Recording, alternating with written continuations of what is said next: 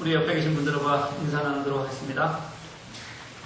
잘 오셨습니다. 축복합니다. 사랑합니다. 잘 오셨습니다. 축복합니다. 사랑합니다. 네, 인사하는 자세들이 아주 좋습니다. 떠들썩해야 됩니다. 이렇게 인사할 때는. 성령의 9가지 열매, 오늘은 두 번째 희락입니다. 여러분 혹시 희락이 무엇인지 아시나요? 네, 희락을 사진에서 찾아보니까 기쁨과 즐거움을 아울러 이루는 말 이렇게 되어 있습니다. 그래서 쉬운 성경들 번역들을 한번 찾아봤더니 대부분 그냥 기쁨 이렇게 해석해 놓았습니다. 원어의 의미로도 보면 기쁨이라는 뜻에 훨씬 더 가깝습니다.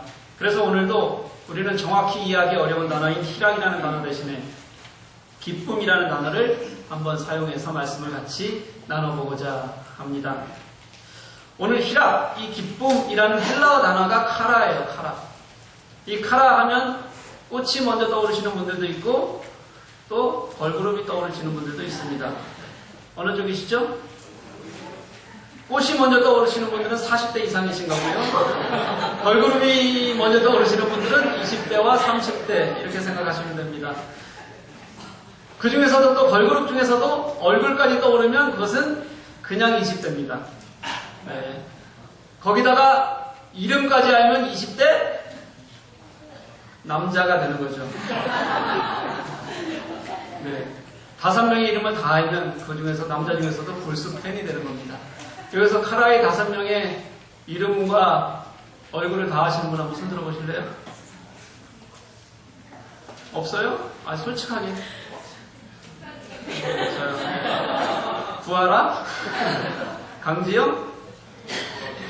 니콜? 박규리? 한승현. 네, 그 중에서 니콜하고 강지영은 떠났어요? 네, 그거 떠납니다. 네. 집사님도 잘하시네요. 집사님하고 저는 20대 남자라고.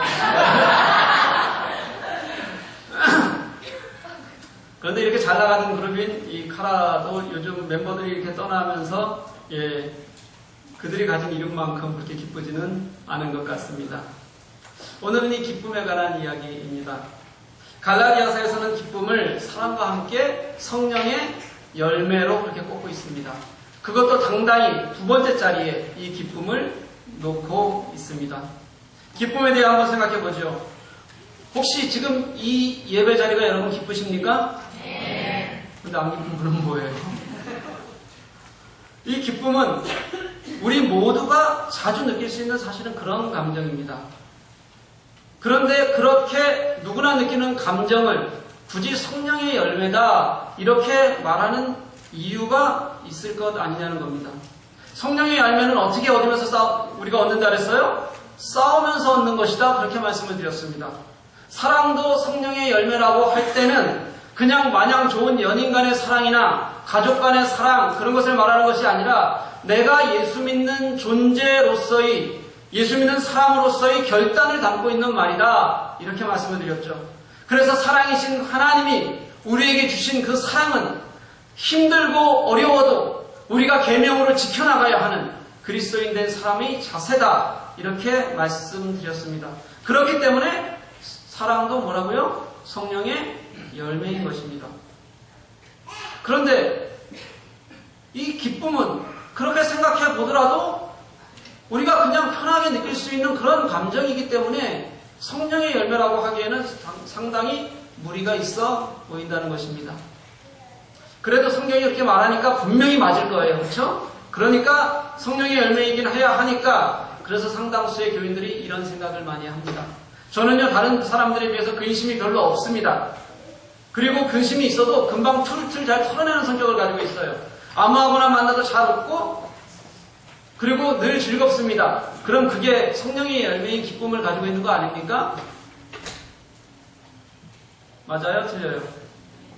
네, 맞을 수도 있고 틀릴 수도 있습니다. 그럼 왜 어떤 것을 우리는 왜 이것을 성령의 열매라고 얘기하고 그럼 어떤 기쁨을 성령의 열매라고 이야기하는지 같이 한번 보도록 하겠습니다. 먼저 질문 한번 드리죠. 여러분들은 언제 가장 기쁘셨습니까? 또 일상 속에서 기쁠 때는 언제십니까? 아이를 낳았을 때, 승진했을 때, 또는 자녀가 좋은 대학에 들어갔을 때, 또는 뭐 시험에 합격했을 때, 그럴 때 여러분 기쁘지 않으십니까? 예, 제가 독일에서 가장 기뻤을 때는 국가고시에 합격했을 때입니다. 제가 이래도 독일 국가고시 출신이네요. 뭐예요? 뭔지 아세요 혹시? 예, 운전면허죠. 제가 말도 못하고 어학도 겨우 아드라이, 요즘으로는 베아인스텔라나 모르겠네요. 아마 그 수준 안 될 겁니다. 들으면서 운전면허를 딴다는 게 그렇게 쉽지 않더라고요. 뜻도 잘 모르는 단어들을 잘 버무려야 됩니다. 그리고 이게 멀티초이스인데 멀티초이스와 또 주관식도 있어요. 이 난관을 다 뚫고 제가 맞은 점수가 93점입니다.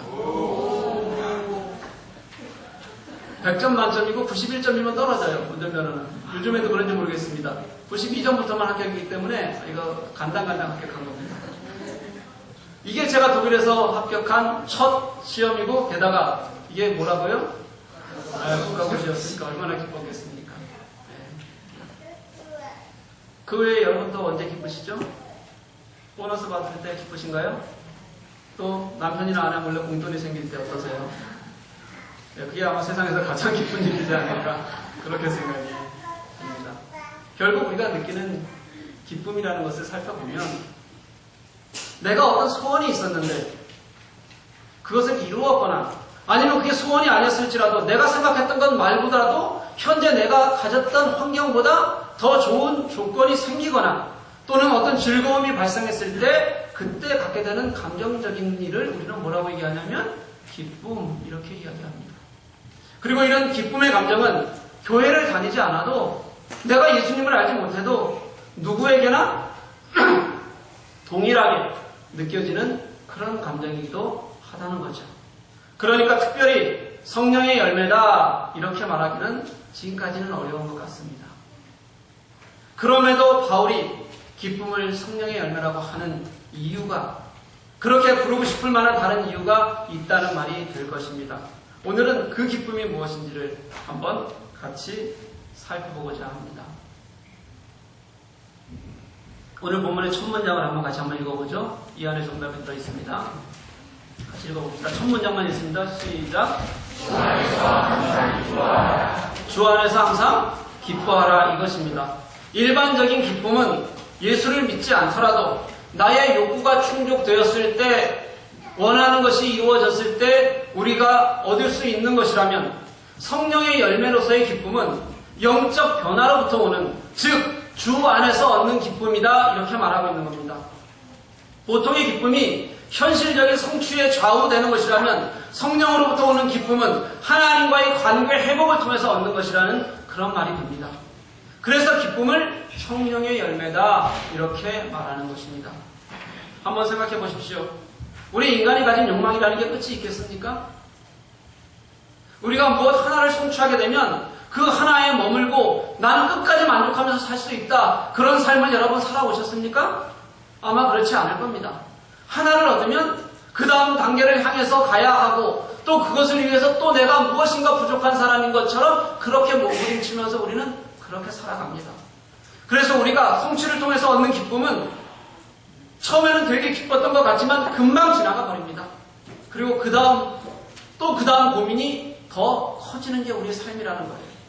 좋은 대학에 붙으면 세상을 다 가진 것처럼 기쁜데 그 다음은 또 좋은 성적, 또 좋은 직장, 그 다음은 또 승진.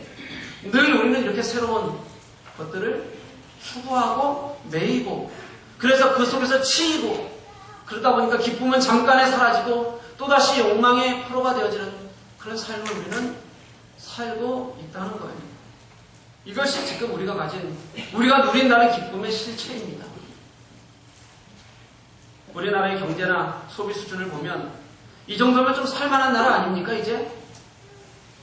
이 정도면 좀 행복해도 될 것 같은데 여전히 양극화는 너무 심합니다.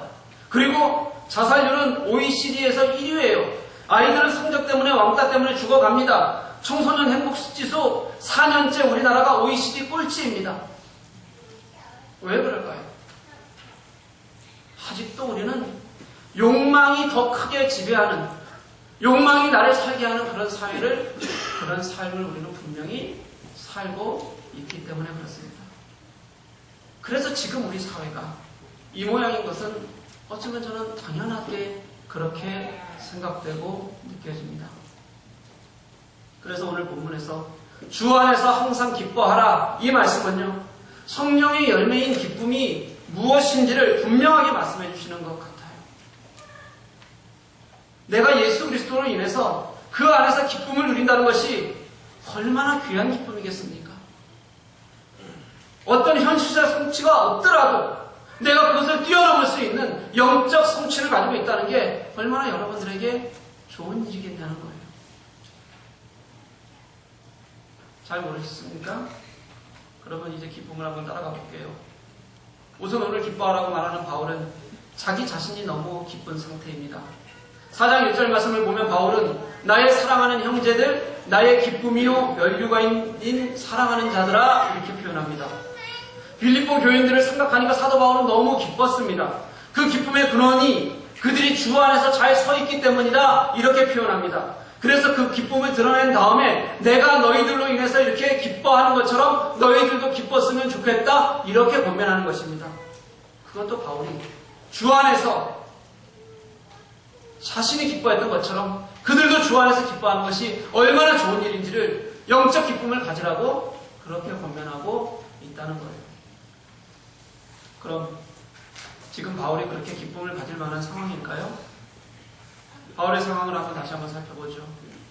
빌립보서를 쓸 때 바울은 어디에 있었는지 혹시 아십니까? 예, 어디에서요? 로마에서 감옥에 있습니다. 전도자로 온 것도 아니고요, 여행자로 온 것도 아니고요, 주인인 상태에서 가택연금 상태에 있으면서 쓴 편지가 오늘 말씀인 빌립보서입니다. 밖으로 나가지를 못하는 상태입니다. 그래서 로마에서 죄인의 신분으로 잡혀 있으면서 쓴 4권을 우리가 뭐라고 부르냐면 옥중서신이라고 불러요. 옥중서신. 그게 에베소서, 빌립보서, 골로새서, 빌레몬서, 이렇게 됩니다. 한 권이 틀렸는데 모두가 가만히 계시네요. 네, 권 맞습니다. 죄송합니다. 네, 이렇게 4권이에요. 이렇게 죄인으로 부자연스럽게 잡혀 있는데 그 상황만 생각해 보면 뭐가 그렇게 기쁘겠습니까? 그런데 그런 상태 속에서도 바울은 기쁘다고 하고 또 기뻐하라고 그렇게 말합니다. 게다가 이 기뻐하라는 헬라어가 어떻게 쓰이냐면 현재 능동태 명령형 이렇게 쓰여져 있어요. 이걸 무슨 뜻으로 해석할 수 있냐면 지금 당장부터 어떤 경우이든지 기뻐해야 한다, 이런 아주 강한 도전을 주는 그런 문장이에요. 제가 설교에서 시제나 태를 가끔 말하는 거 들으신 적 있으십니까? 네, 말해요. 왜냐하면 헬라어에서처럼 시제와 태가 그 문장에서 중요하게 역할을 하고 의미를 다르게 하는 언어가 그렇게 많지 않습니다. 제가 알고 있는 언어 중에서 이 시제와 태가 가장 중요한 언어가 헬라어예요. 제가 아는 언어가 생각보다 많습니다. 뭐 있죠? 한국어, 그 다음에 헬라어, 그 다음에 또 한국어, 헬라어, 뭐 이렇게 굉장히 많아요. 그 중에서 이게 가장 태나 시제를 중요시하는 그런 언어입니다. 바울의 기쁨에 관한 마음은 여기에만 있는 것이 아닙니다. 빌립보서에 또 있어요. 2장 17절 말씀을 보면 만일 너의 믿음의 재물과 섬김 위에 내가 나를 전제로 드릴지라도 나는 기뻐하고 너희 무리와 함께 기뻐하리니, 이렇게 말을 합니다. 바울 자신이 전제로 드려질지라도, 여기서 전제는 뭐냐면요, 제사를 드릴 때 포도주를 재물 위에 붓는 그런 행위를 말하는 것입니다. 바울이 말하고자 하는 실제적인 의미는 무엇이냐면 내가 피를 흘리며 순교를 당할지라도, 이런 것을 표현하는 상징법이에요. 그러니까 바울은 빌립보 교인들이 믿음으로 살아가는 믿음의 재물이 그들이 되어진다면 내가 그들을 위해서 피를 흘리며 순교할지라도 그래도 나는 당장 기뻐하고 또 기뻐하겠다, 이런 표현이 되는 거예요. 그러니 그런 영적 믿음의 삶을 너희가 살았으면 좋겠고 너희도 그런 기쁨을 누렸으면 좋겠다, 이렇게 말하고 있는 것입니다. 이렇게 바울의 기쁨은 환경을 초월하는 거예요. 지금 편지를 쓰는 로마도 감옥이지만 사실은 전도자로 이렇게 빌립보에 편지를 쓰기 전 이 빌립보에 있을 때 그때도 그런 일들이 있었어요. 바울이 빌립보에서 전도 여행을 할 때는 2차 전도 여행 때입니다. 그런데 그때 바울이 가고 싶어서 그곳에 가게 된 것이 아니었어요. 바울은 그냥 잠시 1차 전도 여행지를 돌아오고 싶었는데 성령이 자꾸 그쪽으로 몰아대는 겁니다. 결국은 바다를 건너고 그리고 마게도냐의 빌립보까지 가게 하셨어요. 그래서 거기 가게 된 겁니다. 그러면 거기서 좀 잘 돼야 되잖아요. 근데 잘 풀린 것이 아니라 겨우 사람도 만나지 못하고 고생하고 몇 명 만나서 복음 전하고 그렇게 고생하면서 복음을 전하게 됐습니다. 그러다가 조금 나아지는가 싶으니까 빌립보에서도 감옥에 갇히게 돼요. 참 이게 하나님이 하시는 일이라면 해도 너무한다 이런 생각이 드는 거 아니에요? 그렇게 옥에까지 갇히는 고난 속에서도 하나님이 하신 일이 무엇이었냐면요, 옥을 지키던 간수들과 그 가족이 다 예수를 믿게 되는 놀라운 은혜의 역사였습니다.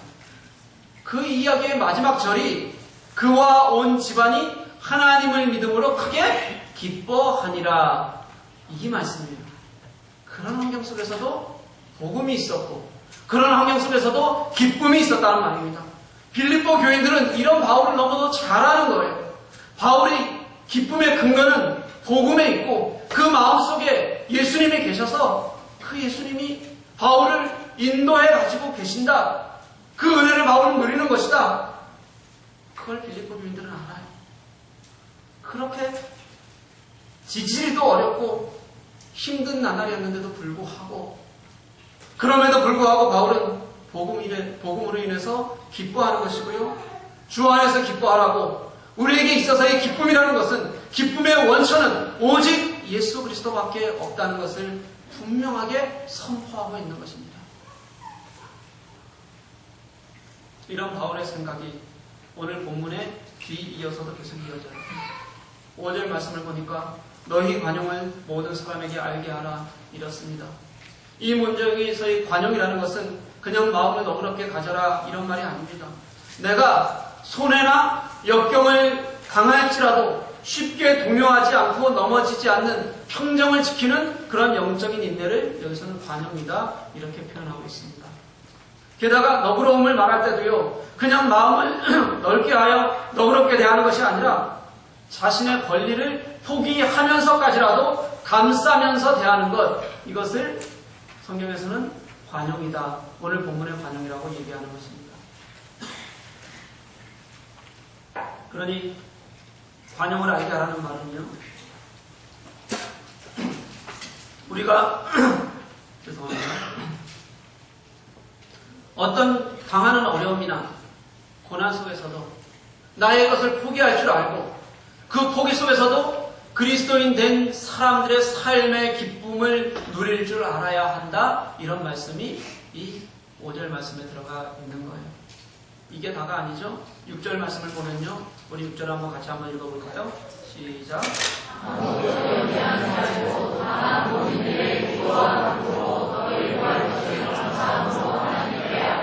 아멘. 우리는 이 말씀을 기도에 관한 말씀으로 착각하기 쉽습니다.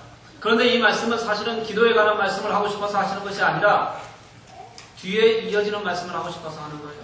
염려하지 말라, 하나님께 감사함으로 아뢰라. 그 이후의 말씀이 무엇이냐면요, 7절이에요. 그리하면 모든 지각에 뛰어난 하나님의 평강이 그리스도 예수 안에서 너희 마음과 생각을 지키시리라. 바로 이겁니다. 원래 우리가 기도하라 그러면 하나님께서 주실 것이다 이렇게 표현하잖아요. 근데 너희들은 기도하고 하나님께 감사함으로 아뢰라 그러면 하나님께서 너희의 마음과 평강을 지키실 것이다, 이 말씀을 하고 싶어서 주시는 말씀이에요. 하나님의 평강은 우리 인간의 어떤 한계를 넘어서는 평강입니다. 그래서 모든 지각에 뛰어난 하나님의 평강, 이렇게 표현합니다. 다시 말해서 하나님이 주시는 평강은 우리의 경험이나 우리의 무엇인가를 얻음이나 아니면 내가 무언가를 잃는 그런 것에 좌우되는 것이 아니라는 거예요. 우리가 염려하는, 우리가 지금까지 가지고 매여 살고 있는 그 모든 것을 뛰어넘는 것이 하나님의 평강이라는 겁니다. 우리가 염려하지 않고 기도와 감사로 그렇게 하나님을 찾을 때, 즉 우리의 마음이 하나님과 함께 할 때, 우리가 예수 그리스도 안에 거할 때 그때 얻는 선물, 그게 바로 뭐라고요? 기쁨이다. 이렇게 얘기하는 겁니다. 이렇게 4절부터 7절까지는 그래서 분명히 하나의 흐름을 가지고 있습니다. 주 안에서 기뻐하라는 것, 어떤 고난과 어려움 속에서도 우리가 평정을 잃지 않고 영적 인내를 보이라는 것, 그렇게 염려하지 않고 우리가 감사로 기도하면 하나님께서 모든 것을 뛰어넘으시는 평강으로 우리의 마음과 생각을 분명하게 지켜주실 것이다. 그렇게 하나님께서 지키시는 마음과 생각, 그것이 기쁨이다. 이게 오늘 본문의 스토리입니다.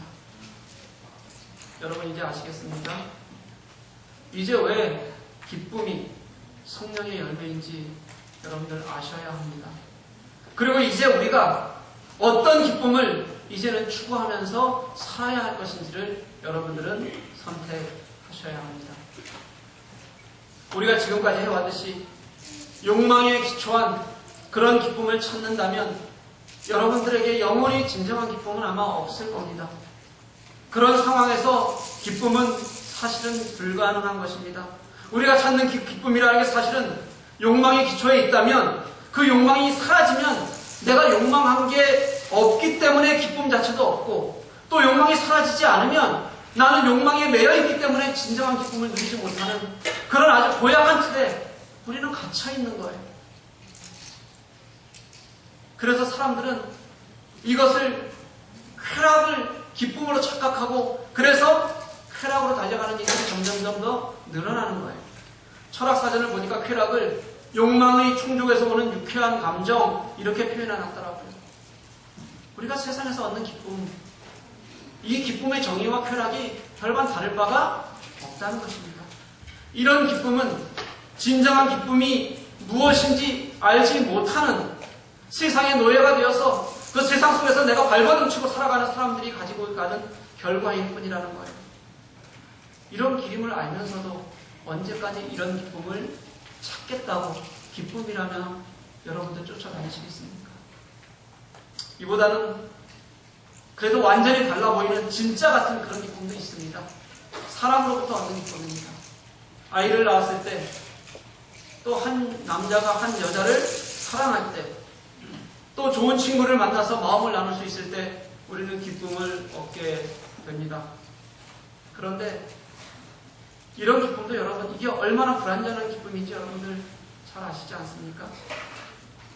우리가 감정의 노예가 되어서 얼마나 서로에게 상처를 주고 받는지, 그로 인해서 또 얼마나 서로 아프게 하는지 여러분들 다 경험하고 다 아실 겁니다. 그렇게 예뻤던 자녀가, 그렇게 믿음직스러웠던 부모가, 절대 떨어져서 못 살 것 같았던 그런 연인들이 그런 상처들을 주고 받습니다. 정말 내가 붙어있지 않으면 안 될 것 같아서 결혼했더니 이제는 죽도록 미워하는 그런 존재가 되어져 있잖아요. 여기 너무 사랑해서 사는 부부들 있습니까? 대답 한번 해보세요. 죽지 못해서 사시는 부부들이 더 많지 않아요? 네. 다들 속으로만 대답하시는데 죽지 못해서 사는 부부한테는 거의 함성이 들려요. 그래서 결혼은 판단력 부족 때문에 한다고 그래요. 이혼은요? 인내력 부족 때문에 한다고 그러고요. 재혼은요? 기억력 부족 때문에 다시 하게 되어요. 그래서 바울의 말이 딱 맞는 것 같아요. 바울이 뭐라 그랬죠? 네, 혼자 살아라. 바울의 말이 그래서 딱 맞는 겁니다.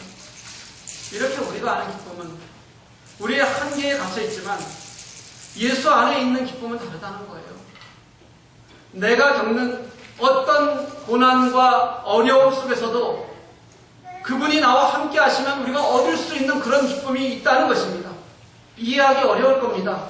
내가 힘든데도 기뻐한다? 정말 매맞고 갇혀있는데도 기쁘다? 내가 지금 당장 정말 죽을 것 같은데, 내가 지금 죽을 건데 그런데도 기쁘다? 이게 어떻게 이해가 되겠습니까? 그래서 이 기쁨은 오직 우리의 지각을 뛰어넘으시는 하나님으로부터만 올 수 있다는 거예요. 그리고 그 기쁨을 깨닫고 느낀 사람들의 고백들이 너무 넘쳐난다는 겁니다. 그 사람 중에 하나가 바로 바울이에요. 내가 예수로 인해서 살고 있다는 고백만으로도, 그런 고백으로도 나는 기쁘다고 고백하는 그런 사람이라는 겁니다. 그러면서 우리들에게 너희들도 주 안에서 기뻐하라 이렇게 권면하는 것입니다. 사랑하는 교회 여러분, 그런 기쁨을 누리시는 여러분들 되시기를 간절히 축복합니다. 왜 눈물이 없겠습니까?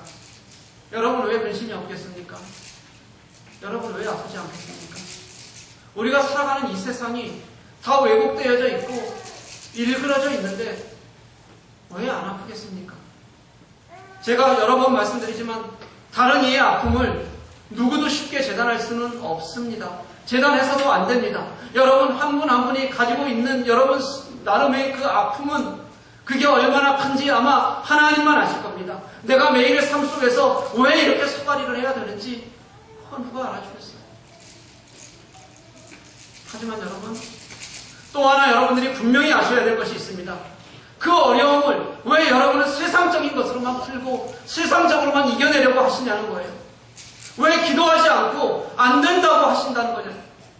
하나님이 그렇게 여러분들에게 작은 분이십니까? 하나님이 여러분들에게 그렇게 형편없는 분으로 여러분들에게 그렇게 보이십니까? 아니라는 거예요. 하나님은 어떤 상황 속에서도 여러분의 마음에 위로를 주시고 그리고 그런 기쁨과 감사로 여러분과 함께 하실 수 있는 그런 분이 하나님이시라는 것을 분명히 우리들에게 알려주셨잖아요. 우리가 경험이 부족합니까? 그렇지 않다는 거예요.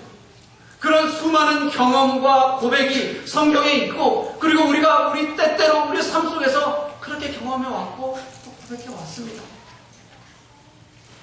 그러니까 내가 예수 안에 머물고 내가 그 안에서 위로받고 그 안에서 내가 기뻐할 수 있다는 분명한 확신을 가지시는 여러분들 되시기를 간절히 축복합니다. 그래서 기쁨이 성령의 열매가 되는 거예요. 사도 바울은 빌립보서에서 유난히도 기쁨을 강조합니다. 그것도 꼭 2번씩 말할 때가 너무 많아요. 1장 18절 말씀을 보니까 기뻐하고 또한 기뻐할 것이다 이렇게 얘기해요. 2장 17절에서 18절 말씀을 보니까 무리와 함께 기뻐할 것이니 너희도 기뻐하고 나와 함께 기뻐하라. 여기서는 3번이나 써요. 오늘 본문 4절 말씀을 보니까 항상 기뻐하라, 다시 말하노니 기뻐하라 이렇게 계속 강조합니다. 이런 장면이 너무 많아요. 사도 바울이 왜 이렇게 표현할까요? 바울은 그 기쁨을 알기 때문에 그런 거예요. 바울은 그 기쁨을 경험한 사람입니다. 내가 이 기쁨을 경험해 보니까 이 기쁨이 얼마나 좋은지 아는 거예요. 이것이 하나님께서 내게 주시는 것으로 인해서 너희들도 함께하는 게 내가 소원하는 것이고 얼마나 좋은 것인지 함께 알았으면 좋겠다는 간절함이 그 바울의 말 속에 들어있다는 거예요. 그런데 그게 왜 나에게는 안 된다고 하십니까? 천만에요. 됩니다. 그게 왜 안 되겠습니까? 이것은 누구에게나 내가 예수를 믿는 사람에게 동일하게 주시는 하나님의 은혜이기 때문에 그렇습니다. 바울은 우리가 그걸 알기를 원해요. 예수를 인해서 그 기쁨을 누리고 그리고 예수와 함께 살아가기를 원하는 간절함이 들어있습니다. 누릴 수 있다는 것입니다. 그리고 꼭 누려야 한다는 겁니다. 그리고 이 모든 기쁨의 열매를 너희들과 함께 하고 싶다는 그런 간절함입니다. 사랑하는 교회 여러분, 우물이 깊으면 물이 마르지 않습니다. 저는 예수 안에서 얻는 기쁨을 깊은 우물이라고 생각해요. 내가 정말 예수로 인해서 기쁨을 얻으면 어떤 환경적인 요인이 있을지라도 그 우물은 절대 마르지 않습니다. 그래서 이기는 것이고 그래서 어떤 상황 속에서도 분명히 기쁠 수 있다고 그렇게 성경은 우리들에게 분명히 말하는 겁니다. 사랑하는 교회 여러분, 주 안에서 항상 기뻐하시는 여러분들이 되시기를 간절히 소망합니다. 예수 그리스도께서 여러분의 기쁨의 근원이 되셔서 그분과 함께 하시는 여러분이 되십시오. 문제가 있으면 먼저 하나님께 들고 나오십시오. 그리고 그 하나님의 위로와 도우심을 받으십시오. 그리고 이겨내십시오. 그리고 기쁨으로 삶을 사시는 여러분들이 되시기를 간절히 소망합니다. 예수 안에 있는 그런 기쁨의 자리에 우리가 함께하는 또 하나님과의 동행으로 날마다 기뻐하는 우리 교회 교우들이 되시기를 주님의 이름으로 간절히 축복합니다. 우리 함께 찬양하시겠습니다. 기뻐